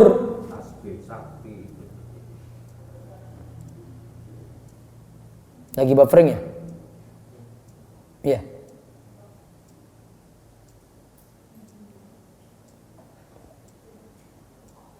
Paling aneh terus ini gak gangguan ya. Di internet itu buffering. Zoom juga sama? Aman. YouTube? Sudah. Ini protes sama Telkomsel nih, tenang ini. Harusnya kasih kuota istimewa ya toh. Pakai internet berjam-jam. Nah, sekarang lihat. Saya bacakan kaidahnya. Al-qaidatu salisatu. Anna nabiyya sallallahu alaihi wasallam dhahara ala unasin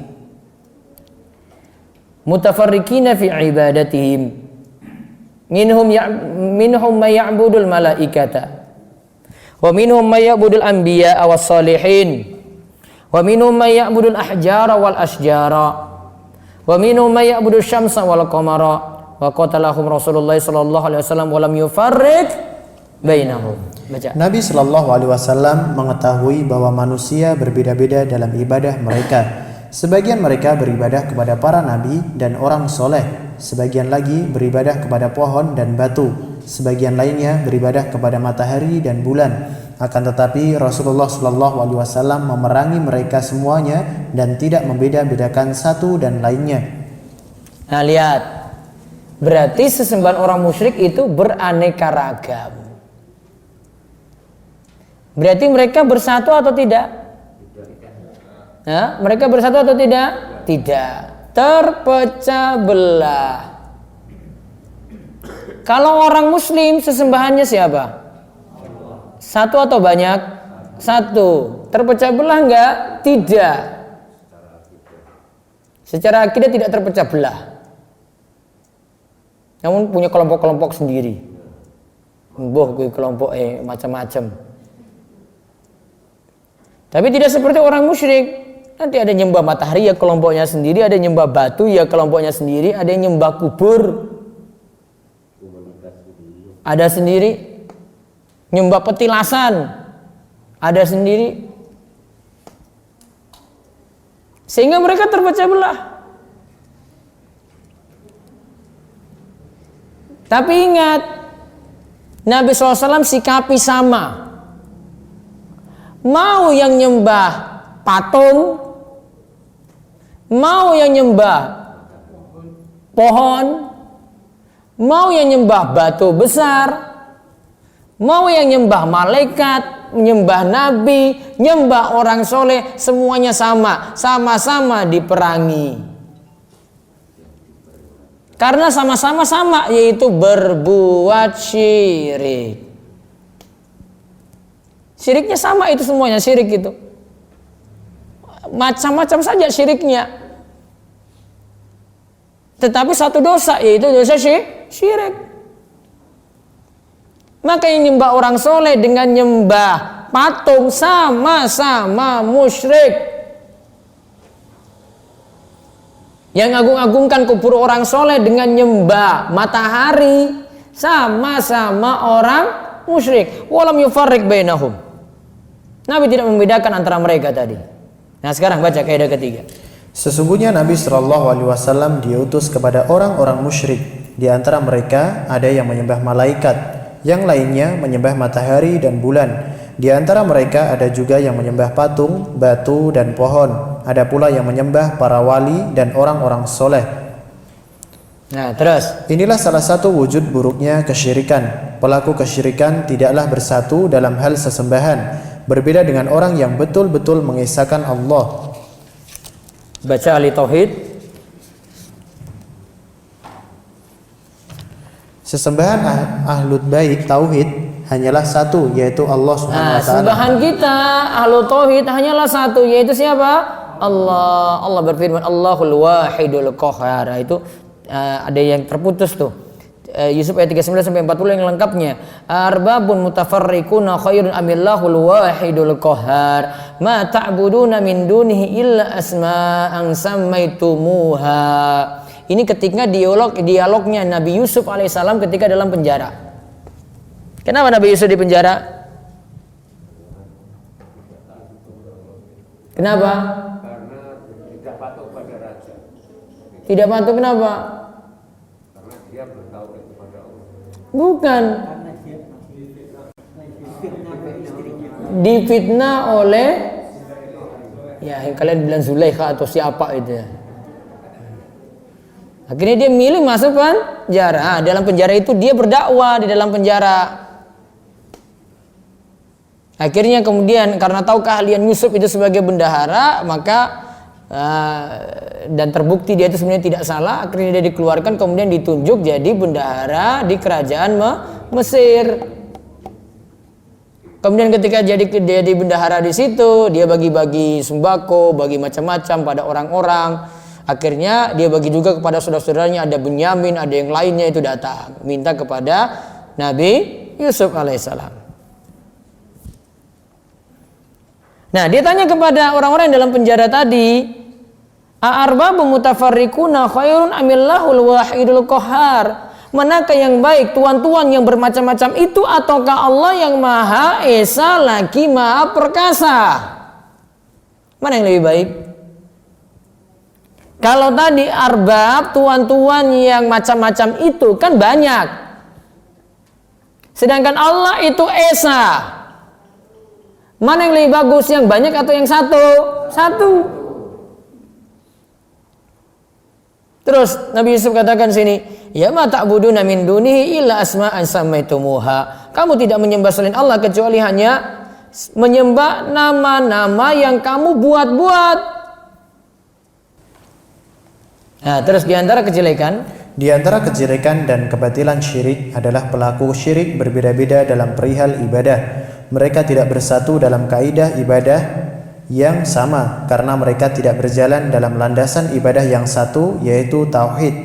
Sebenarnya mereka berjalan mengikuti hawa nafsu mereka dan sekadar mengikuti seruan yang menyesatkan. Mereka ini akan semakin terpecah sebagaimana firman Allah Subhanahu wa taala, daraballahu masalan rajulan fihi syuraka'u mutasyakisuna wa rajulan salaman li rajul hal yastawiyani masala alhamdulillah bal aktsaruhum la ya'lamun.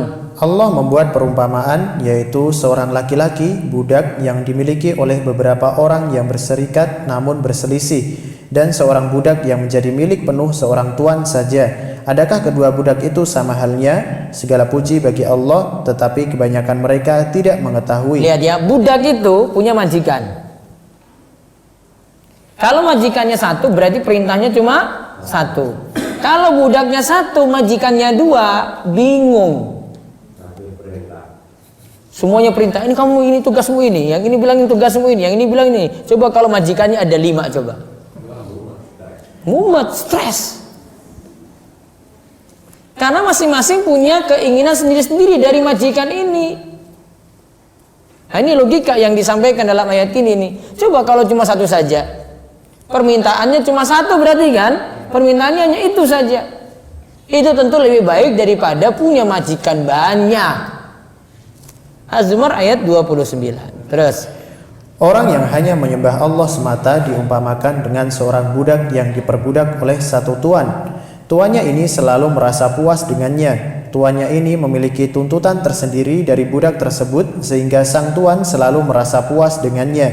Adapun orang musyrik diumpamakan dengan budak yang memiliki beberapa tuan. Budak ini tidak mengetahui siapa yang ridho terhadap dirinya dari sekian banyak tuannya itu. Masing-masing tuannya memiliki keinginan tersendiri. Setiap tuan memiliki tuntutan dan keinginannya masing-masing.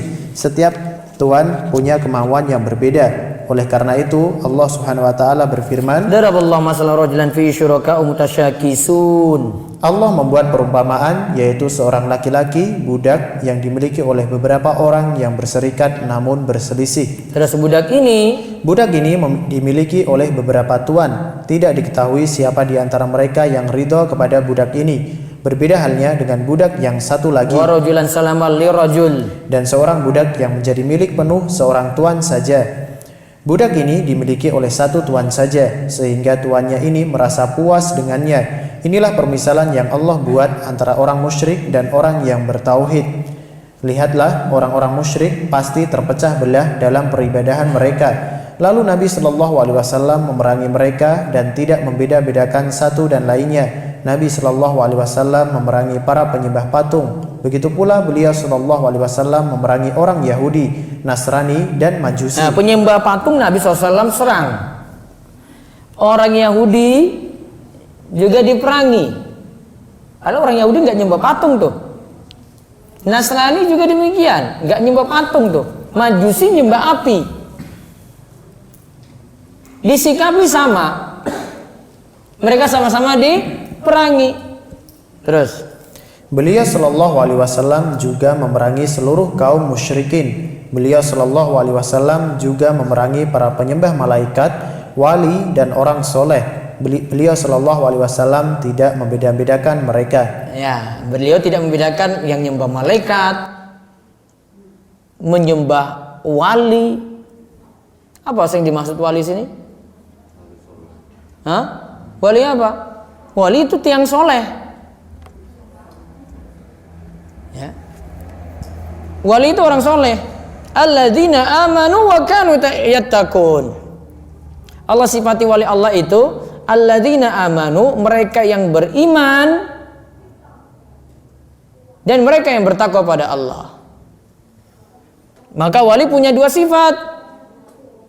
Pertama apa?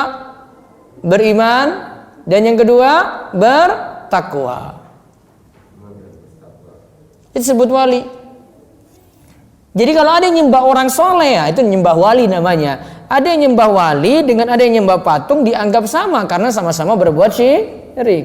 Terus Perkataan Syekh Muhammad rahimahullah di sini adalah bantahan kepada orang-orang yang mengatakan bahwa orang yang menyembah patung tidaklah sama dengan orang yang menyembah orang soleh atau menyembah salah satu malaikat. Nah lihat, ada yang masih menganggap kalau nyembah orang soleh itu nggak masalah. Ini tidak sama dengan nyembah patung. Syirik itu cuma menyembah patung saja. Nah ini nggak benar.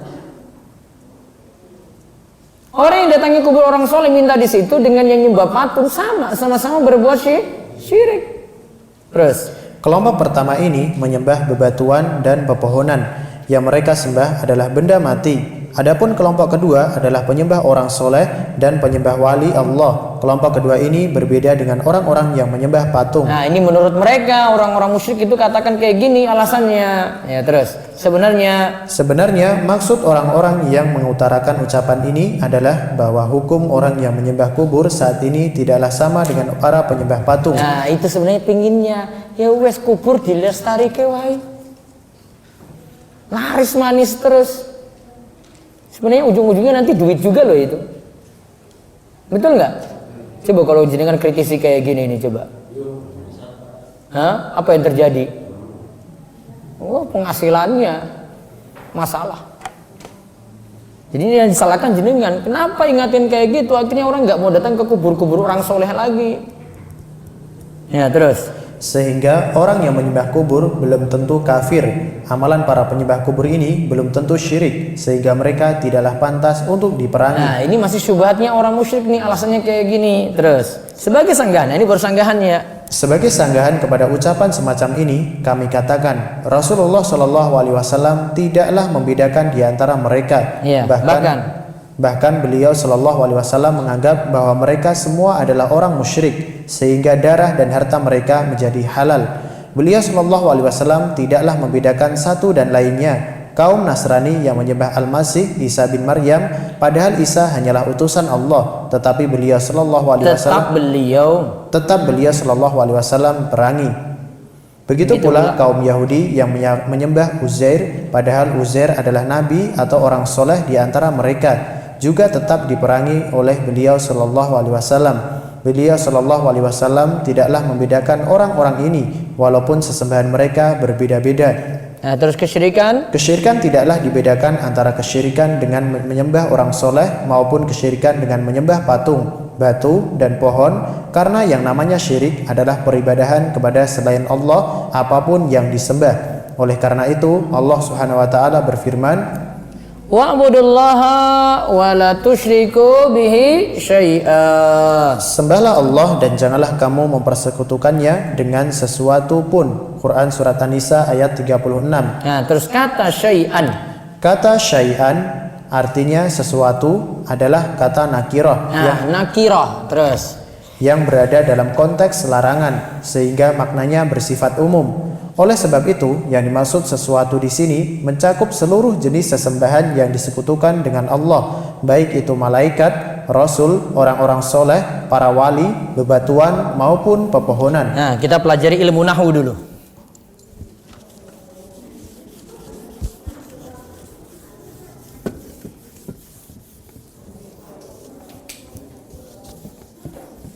Apa ayatnya tadi? Wala tusyriku bihi syai'an.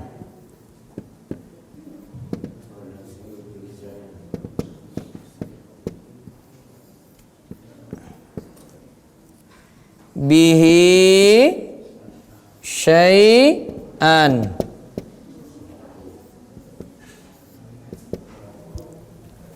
Wala tusyriku bihi syai'an. Janganlah inilah nahiyah,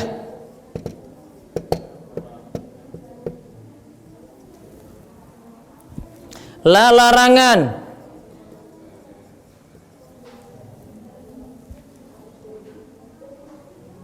fi'il nahi, Kata larangan J, la tusyriku. Sebelumnya itu tusyrikuna. Kemasukan la nahi jadi tusyriku.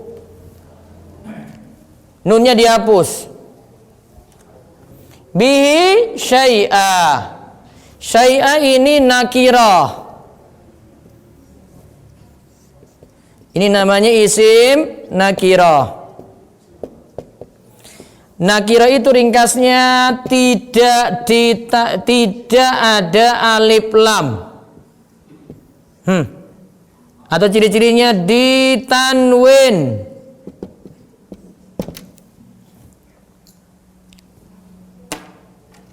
Kaidahnya dalam ilmu usul fikih, jika ada nakirah terletak di dalam kalimat larangan, maka nakirah ini yufidul umum.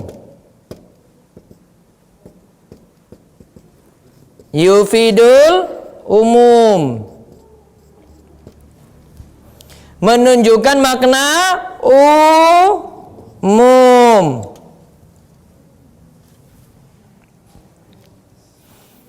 Arti makna umum gimana? Janganlah berbuat syirik pada sesuatu pun. Nggak boleh di sini ada di sini orang soleh. Nggak boleh ada kubur. Tidak boleh dengan batu. Tidak boleh dengan pohon. Tidak boleh dengan Nyi Roro Kidul. Sami mawon.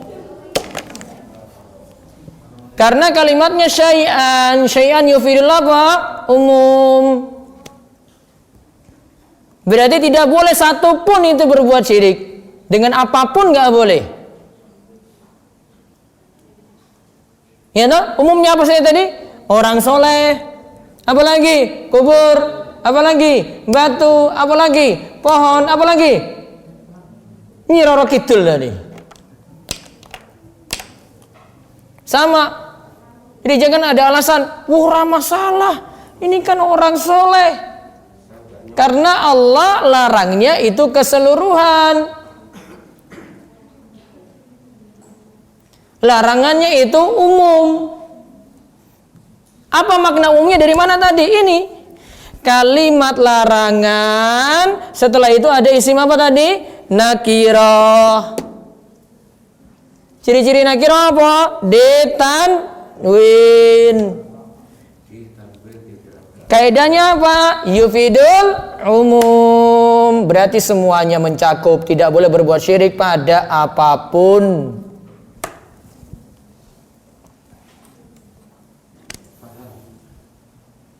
Paham boten? Kalau bahasa Arabnya mungkin nggak paham tadi. Belas ora. Kecuali yang sudah belajar nahwu itu, ibu-ibu. Boh paham apa ora? Kalau paham ya alhamdulillah. Nanti secara rampung itu tinggal 4 pertemuan lagi orang tak rampung ke lu.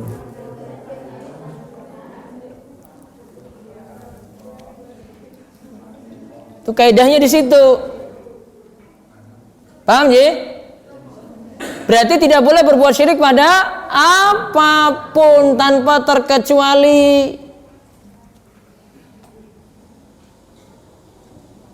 Jadi nggak bisa dibilang dengan orang soleh nggak masalah, dengan batu baru syirik, nggak boleh.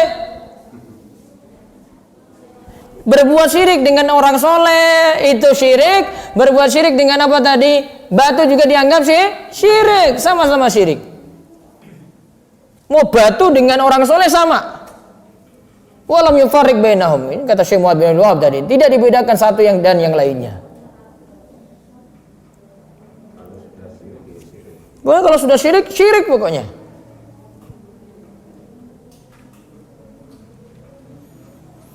Nah, kita baca lagi satu statement lagi. Ini memang nggak selesai, masih Sabtu depan lagi nih. Katanya suruh pelan-pelan. Kalau cepat ini wis rampung dari tadi.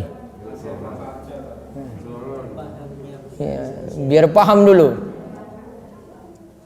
Jamaah di YouTube sama Zoom ya, ini pelan-pelan ya, biar paham. Ini masalahnya kalau nggak paham nanti syirik, nanti jatuh dalam syirik jenengan. Nah, sekarang lihat kalimatnya. Wa dalilu qaulu ta'ala wa qatiluhum hatta la takuna fitnatun wa yakuna ad-dinu kulluhu lillah. Al-Anfal ayat 39. Dalil hal ini adalah firman Allah Subhanahu wa taala yang artinya, dan perangilah mereka supaya jangan ada fitnah dan supaya agama itu semata-mata untuk Allah. Supaya agama itu semata-mata untuk Allah. Lihat, wa qatiluhum. Ini nahwu lagi, ini nahwu.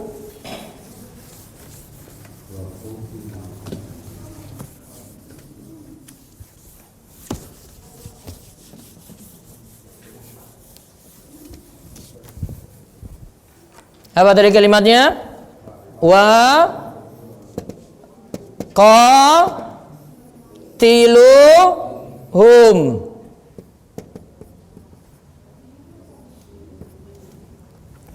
Qatilu ini fi'il apa? Ibu-ibu. Fi'il apa? Dari wazan fa'ala. Yufa'ilu.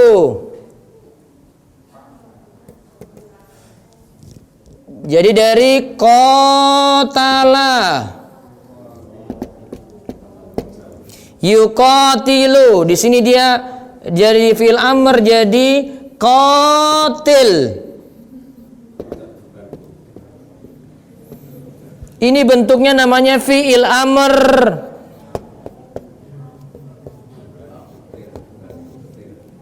Kata kerja perintah. Makanya diterjemahkan tadi perangilah. Bukan berperang, namun perangilah. Kata kerja apa? Fi'il amr, kata kerja perintah. Disuruh perangi siapa? Tadi yang sesembahannya macam-macam. Yang mau nyembah orang soleh, nyembah batu, nyembah pohon, nyembah setan, nyembah jin. Sama-sama penyikapannya apa? Wa qatiluhum. Sama-sama diperangi, perangilah. Gak dibedakan. Gak ditanya dulu, kamu nyembah apa? Oh, nyembah orang soleh. Ya wes dimaafke. Ya, boten. Sama-sama diperangi itu. Hatta la takuna fitnah, hatta la takuna fitnatun wa yakuna ad-dinu kulluhu lillah. Sampai tidak terjadi musibah lagi. Musibah apa? Kesyirikan. Dan agama itu hanya milik Allah saja. Terus baca keterangannya. Syekh rahimahullah berkata, dalil hal ini adalah firman Allah Subhanahu wa taala yang artinya, dan perangilah mereka supaya jangan ada fitnah dan supaya agama itu semata-mata untuk Allah. Ya, lihat. Terus maksudnya ini adalah dalil dari perkataan Syekh rahimahullah sebelumnya mengenai diperanginya orang-orang musyrik tanpa membeda-bedakan sesembahan mereka. Nah, tidak dibedakan. Disuruh apa? Qatiluhum. Perangilah mereka. Hum kedudukannya maf'ul bih, objek. Fa'ilnya siapa? Disuruh perangi siapa? Antum. Ya, kamu perangi mereka. Nah, itu. Humnya objek, maf'ul bih.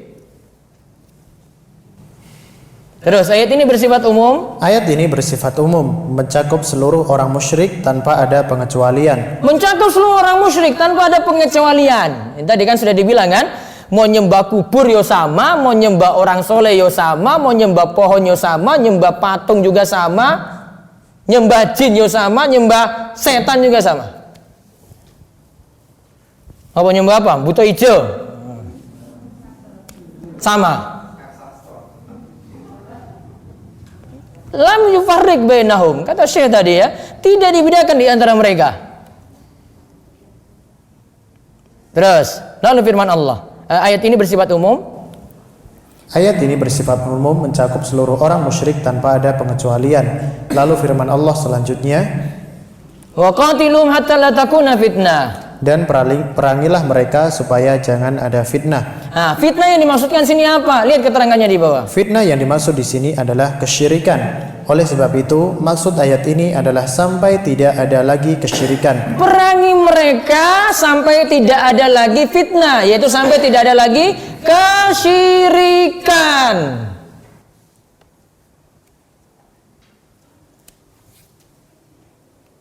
Kan ada istilah apa? Fitnah itu lebih kejam daripada apa? Nah, itu bunyi ayat itu. Namun situ bukan fitnah. Fitnah ini ceritakan gosipin orang yang nggak benar, bukan. Fitnah itu lagi bicara perkara yang lebih besar. Kalau dimasukin syirik situ berarti kesyirikan lebih besar dosanya daripada pembunuhan. Nah, itu baru pas.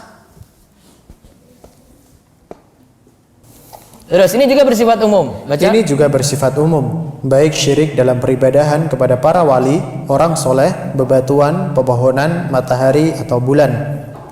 Nah, terus lalu firman Allah selanjutnya, wa yakuna ad-dinu kulluhu lillah. Dan supaya agama itu semata-mata untuk Allah. Maksudnya adalah bahwa setiap ibadah hanya berhak ditujukan kepada Allah. Allah tidak boleh disekutukan dengan sesembahan apapun. Karenanya tidak ada bedanya syirik dalam penyembahan terhadap para wali, orang soleh, bebatuan, pepohonan, para setan maupun selainnya. Nah, sampai para setan itu. Apa yang dimaksud setan? Apa? Apa yang dimaksud setan? Hah? Demi apa meneh? Apa? Setan itu kan jin dari kalangan jin yang tidak beriman. Iya lah. Setan macam-macam yang jaringan sebut itu macam-macam. Buta hijau masuk mana coba? Setan. Boleh nggak percaya berita dari setan? Boleh nggak? Enggak. Ngapain percaya? Setan kok. Kok jenengan mau terima berita dari setan? Macam apa coba? Orangnya kesurupan, buta hijau masuk, terus percaya sama itu? Saya nggak percaya. Aku jaluk duit. Wong ngapusi kok. Ngapain bilang dia? Jaluk bojo, jaluk duit, kayak jaluk apa kayak. Sama semuanya tadi. Yang nyembah setan juga masuk syirik. Sudah? Cukup? Baik, berhenti sampai halaman berapa itu? 100 berapa?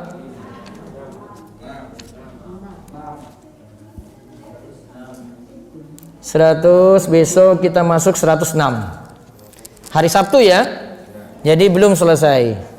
Ini separuh lebih. Nah, berarti kalau nggak selesai Sabtu yuk Ahad. Baru ujian. Baik, ada pertanyaan?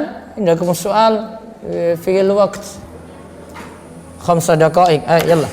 Ada pertanyaan sini? Waalaikumsalam warahmatullahi wabarakatuh. Langsung saja pakai pertanyaan yang terkait dengan perangilah. Perangilah. Nah, ini dalam melaksanakan perangilah seperti apa? Karena jangan sampai nanti kita Dalam rangka perangilah ini apa? Ini lagi sikapi Nabi ya, jangan dibawa zaman sekarang. Dulu Nabi sudah punya kuasa ketika di Madinah, beliau perangi tadi. Nah, jangan sekarang diterapkan, nanti pulang-pulang langsung basmikan semuanya itu. Karena lagi bicarakan Nabi kan dari awal kan. Nabi gini sudah punya kekuasaan, baru kemudian beliau perangi. Buktinya ketika di Mekah Nabi SAW belum bisa perang. Perangnya ketika kapan? Di Madinah tahun 2 Hijriah. Perang apa yang pertama? Perang apa? Abha. Bukan Badar. Nabi SAW ikuti berapa perang? Nabi SAW ikuti berapa perang? Bapak-bapak. Kalau saya tanya bocah-bocah yang saya ngajar itu mereka tahu itu langsung jawab itu. Berapa? Ora iso hitung, ora sah dihitung wis ora tahu wis. 25. Terus apa lagi? Tanya. Iya. Yang dikatakan bertauhid dengan benar ataupun beribadah dengan benar itu bagaimana? Yang dimaksud bertauhid dengan benar itu bagaimana? Ibadahnya ikhlas karena Allah, terus manut pada tuntunan. Kemudian Yang kedua, dikatakan tadi sesuatu itu bisa batal. Sekarang pertanyaannya, seandainya orang yang sudah bertauhid dengan mengucapkan orang yang sudah bertauhid dengan mengucapkan dua kalimat syahadat, terus bisakah batal? Orang sholat sudah wudhu bisa batal enggak? Batalnya sholat karena apa? najis, karena Wudhu batal karena apa? Apa contoh wudhu batal? Kentut. Kalau wudhu bisa batal karena kentut, maka Islam bisa batal juga karena perkara pembatal Islam. Apa contohnya pembatal Islam? Syirik. Maka sebagaimana wudhu bisa batal gara-gara kentut, maka Islam juga bisa batal karena melakukan pembatal keislaman. Nah, Rudi baca. Bagaimana hukumnya kita sholat diimami orang yang melakukan syirik asghar, selalu beramal bid'ah dengan membaca zikir-zikir tambahan yang tidak ada dalilnya, yang di dalamnya ada ucapan sumpah dengan selain Allah, yaitu demi Allah, demi Rasulullah. Tergantung, kalau syirik asghar tidak sampai membatalkan keislaman, berarti masih sah bermakmum di belakangnya. Kalau dia berbuat bid'ah dosa besar saja. Ada bid'ah dosa besar, ada bid'ah syirik, tapi bid'ah masih bisa dibawa kesyirikan, maka tetap masih sah sholat di belakangnya. Terus, Ustadz, hal berikut ini termasuk apa ya Ustadz? Yang muda nggak boleh pakai piring jelek, yang tua ajalah yang pakai piring jelek. Menghentak sendok nasi ke pancinya nggak baik. Menyilang tangan saat masak tidak boleh. itu namanya khurafat, mitos, tatoyur. Itu sama seperti ada jomblo duduk depan pintu gitu, nggak boleh. Nanti jodohnya nggak datang. Nah, apalagi jemur pakaian malam-malam apa ya? Apa? Nyapu?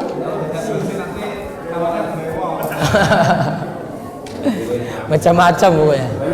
Terus satu lagi dari ini pertanyaan.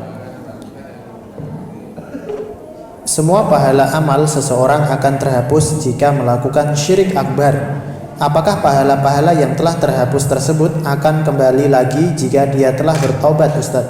Iya, mudah-mudahan nanti balik lagi. Sama seperti orang yang masuk Islam, dia kebaikan-kebaikannya bisa balik lagi. Baik. Sekarang di YouTube. Kalau minta sama Allah agar Nabi Muhammad memberikan syafaat seperti itu boleh ya Ustaz? Boleh, namun mintanya pada Allah. Bagaimana hukum menitip doa kepada orang yang berangkat haji atau umroh? Apakah termasuk syafaat yang batil? Enggak. Kan orang yang naik haji atau umroh kan berdoa di sana tak? Berdoanya pada Allah. Nitip, cuma nitip, tapi tetap berdoanya pada Allah. Ini bukan kepada orang yang sudah meninggal dunia ya, beda. Ustadz, sekarang ini banyak YouTube tentang penelusuran alam gaib. Apakah dikatakan syirik jika hanya melihat video saja tanpa mempercayainya yang disampaikan video tersebut? Kalau cuma nonton saja tidak sampai syirik. Namun yang salah itu kalau sudah situ terus tidak mengingkari. Salah. Disuruh nonton melu malahan. Nggak boleh. Berarti ziarah ke makam-makam, kalau misalkan niatnya cuma jalan-jalan, nggak usah ngapain. Mending jalan-jalan ke pantai, ke gunung daripada ke makam-makam gitu. Kecuali kalau untuk berdoa, untuk mendoakan misalnya orang tuanya gitu, beda lagi ya. Baik, wallahu a'lam bishawab. Jadi pengumuman untuk kelanjutannya insyaallah ya Sabtu depan. Belum selesai lagi Ahad. Kalau Sabtu sudah selesai, kita langsung ujian. Kalau belum selesai, berarti hari Ahad. Ahadnya itu baru ujian. Maka masih ada kesempatan bagi yang mau ikut, bisa ikuti videonya di YouTube channel Romeso TV. Bagi yang belum memiliki buku juga masih bisa sempat ini mengikuti lagi. Kan masih ada rekamannya, bisa ikuti rekamannya yang ada di channel Romeso TV. Baik, demikian kita cukupkan. Mudah-mudahan bawa manfaat bagi semuanya dan Allah terus memberikan kita taufik dan hidayah jadi hamba yang bertauhid, meninggalkan syirik, dan kita diberikan syafaat nanti oleh Allah pada hari kiamat, dan mudah-mudahan kita diberikan husnul khatimah. Demikian kita cukupkan, kita tutup dengan doa kafaratul majlis. Subhanakallahumma bihamdika asyhadu an la ilaha illa anta astaghfiruka wa atubu ilaik. Assalamualaikum warahmatullahi wabarakatuh.